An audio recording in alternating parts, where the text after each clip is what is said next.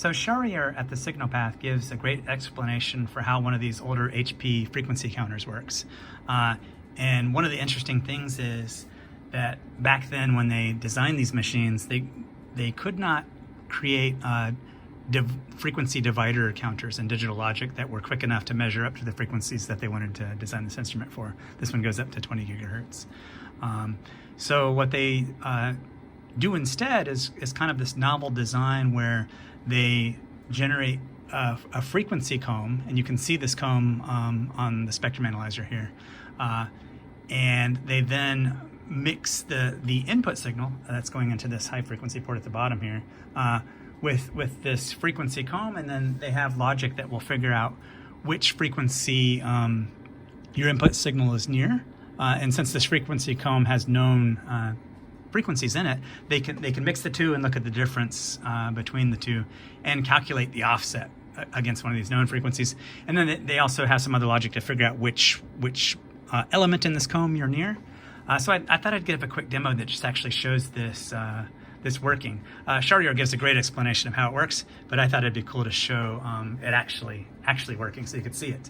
And the reason you're seeing this frequency comb is because I'm using a mixer that doesn't have, it's basically taking an input from a signal generator, and the mixer is going into both, it's splitting that signal, going one way is going into the spectrum analyzer and the other way is going into the frequency counter, but there's not enough isolation between the two. So this frequency comb comes out and bleeds over, and you can see it in the spectrum analyzer.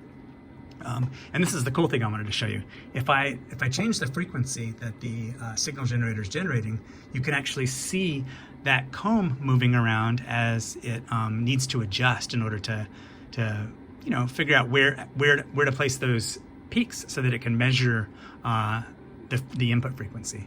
And one thing is, if you think about it, this counter can go way up to like 20 gigahertz. So, and the spectrum analyzer can only go up to 3. So what you really have is this comb extends out perhaps like 6 or 7 times as far as what you can see on the screen with, all these multiple harmonics going way out there. But I thought the cool thing was just to show you, if you slightly adjust the frequency, you can see the actual comb being moved.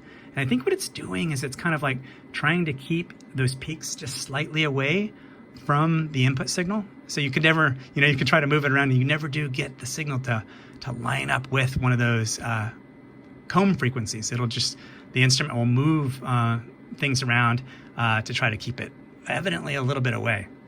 If I turn off the RF from the signal generator, then you can see kind of the comb gets into this mode where it's walking, trying to find the frequency, and if I turn it back on, it'll lock in and stop.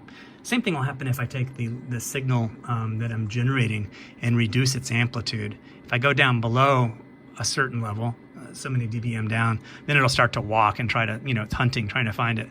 And then if you go back up, it'll work. It'll lock on again.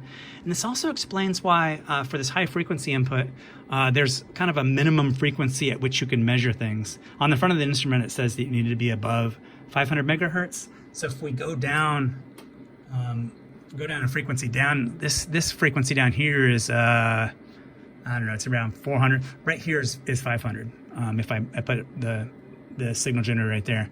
But if you get down close to this bottom one, you're kind of like, I don't know, that's 300 megahertz. And you can see that the instrument is no longer able to even measure things down there. You kind of have to be above the bottom comb frequency for it to actually work. That kind of makes sense, if you think about the way the comb is working.